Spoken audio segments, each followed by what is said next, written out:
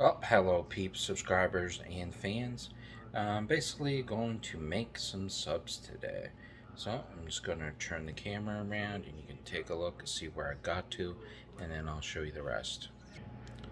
So I got the buns out, I got some olive oil margarine put on all the buns, pizza sauce, that pepperoni, the ginger, only a light sprinkle of that, pepper, a light sprinkle, and chives is just your personal preference and how much you want to put on. So now we'll continue to the next step. Now the next thing we're going to add is the other type of cheese. This is salami. We're going with the salami spicy, and then we're going to go with the normal salami. So that's just purchased that at Walmart. It's in a big package. I think it's like $12 or $14. I know it seems to be a lot, but just the way food is priced these days, just at hand. So I'm gonna put that on next, and then we will grade both the cheeses, some mozzarella pizza, and some uh, extra old cheddar, and then that'll be it. So let's continue on and open up these packages and add this meat on. And another little tip, when you're breaking up this package, they got three expiration dates on it. Make sure when you're cutting, and I'll show you down here, that it basically has three dates. So make sure you cut on this side of the line. So then you got dates on all your meats, so you know what your dates are on your meat and when they're going to expire.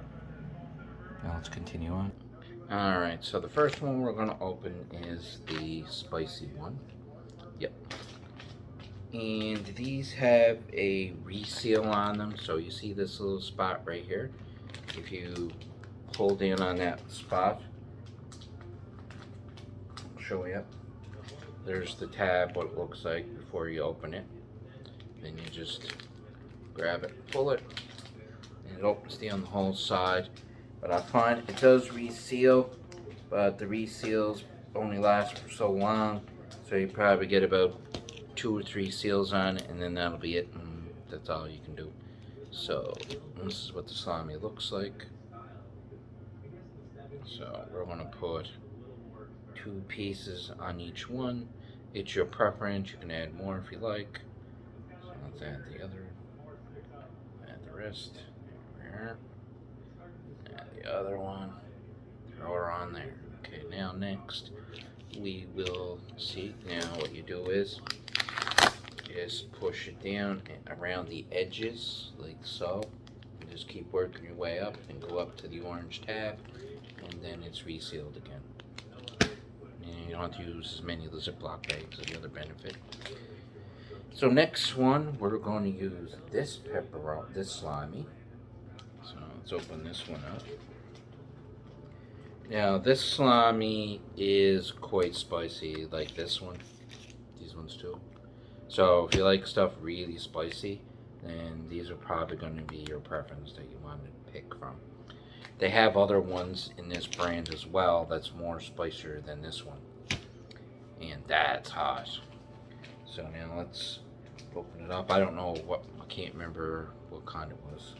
So now open this up. If it'll open. Sometimes they're a little hard to open.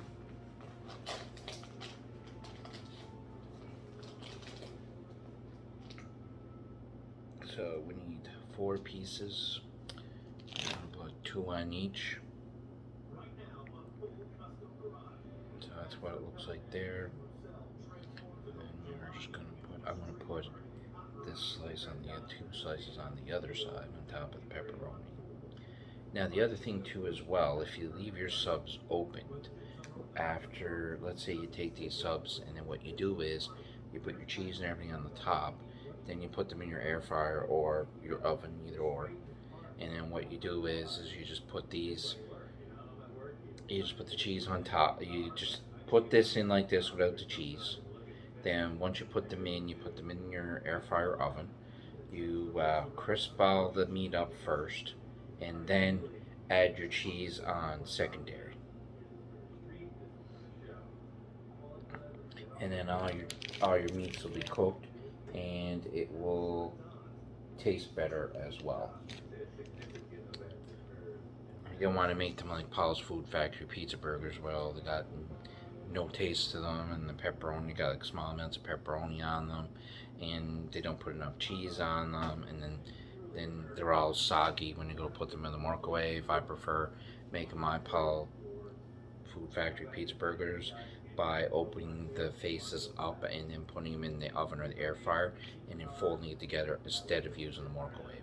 Now, if you don't have access to that, then I guess the microwave is the only option you're going to have. So we'll reseal this one back up. Perfect. Now we're going to go with the peppercorn salami. That's pretty hot too because I got the peppers inside the meat. I can't remember this brand if you can see the peppercorns. I know some brands you can see the peppercorns in the meat. So let's take a look and see if this is the kind I'm thinking it is.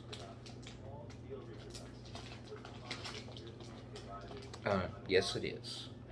So this is the kind where you'll see the peppercorns through the meat. You can see it right there. You know, those little black spots. So that's the peppercorn. So I'm just going to put 2 pieces of this on each slice. And then that'll be everything for the meat. And then we'll put it in the oven, air fryer in my case. And then we'll take them out and shred the cheese while we're waiting, and then we'll put them in there while they're cooking. So now let's close this one up too. See, they seal up perfectly. Now the trick is if you wash your meat or wash it in that package, you're going to ruin the reseal. So if you're going to do that, take the meat out first, then rinse it off, and then put the meat back in the package, because if not, it ruins the seal on the meat and you can't reseal it. So next thing, got that done. So now let's pause here. I'm just going to find the cheese grater, then we'll continue on, and I'll put these in the air fryer. Now we're going to grab these. I'm going to grab both sides and transfer them into the oven.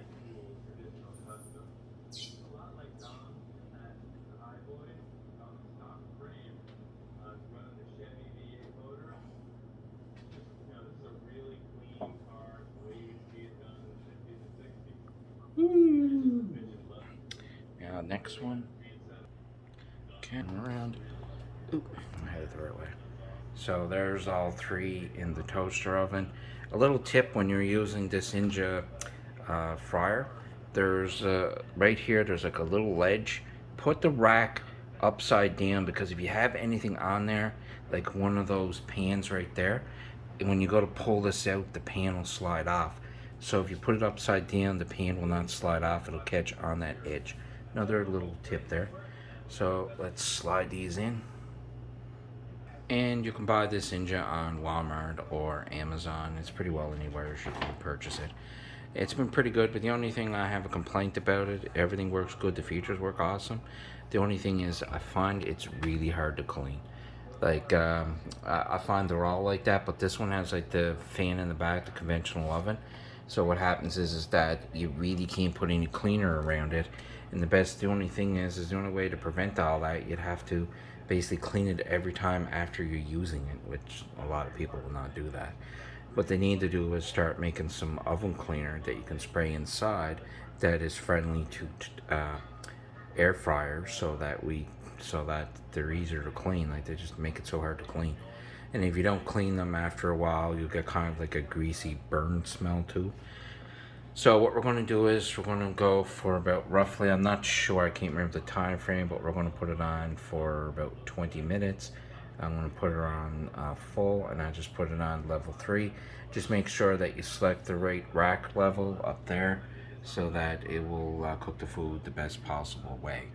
So then air fryer. So basically I'm going to put her on, and then we'll show you when it's cooked, when it's ready to put the cheese on. Alright, now what you do is normally, most times when you do the cheese grating, some people just do it on the cover, but I like to use a plate.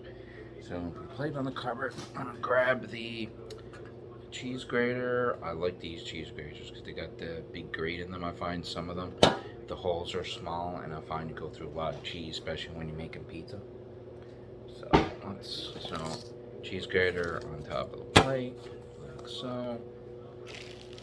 Now, the only tip with mozzarella that I find I should have done this is if you don't take it out, you're better off to leave it in the fridge the long as possible as you can, so that the cheese is easier to grate. Because if you leave the cheese out on the cupboard and you try to grate it when you're ready, it'll be very hard to grate because mozzarella gets very soft once it gets warm.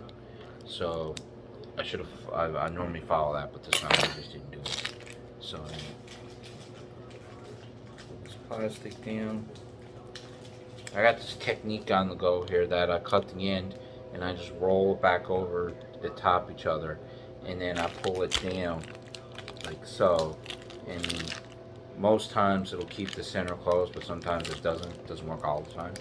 And then you just scrape your cheese to that point or pull it down more when you want more, and then you can just roll it back up, then fold on top of each other, and then you're not wasting a Ziploc bag.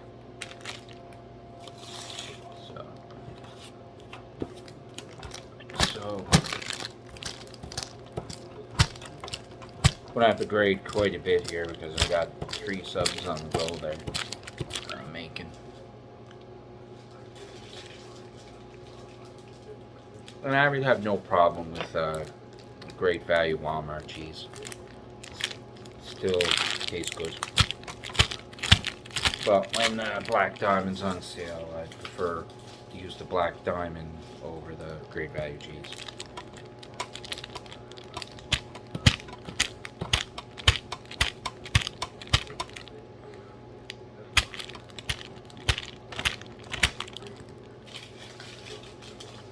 And what I do is when it gets like that, just turn the cheese the other way and then grate it back the opposite way.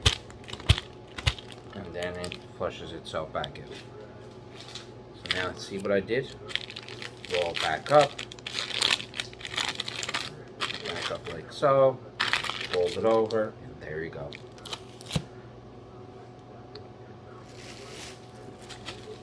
And the cheddar is basically your own preference, but I like to use the extra old cheddar. The extra old, I find it has a little more taste to it. I find the extra old cheese doesn't, it's still good, mind you, but I just prefer the extra old if I can get, or in a mud. So now we're going to grate some more.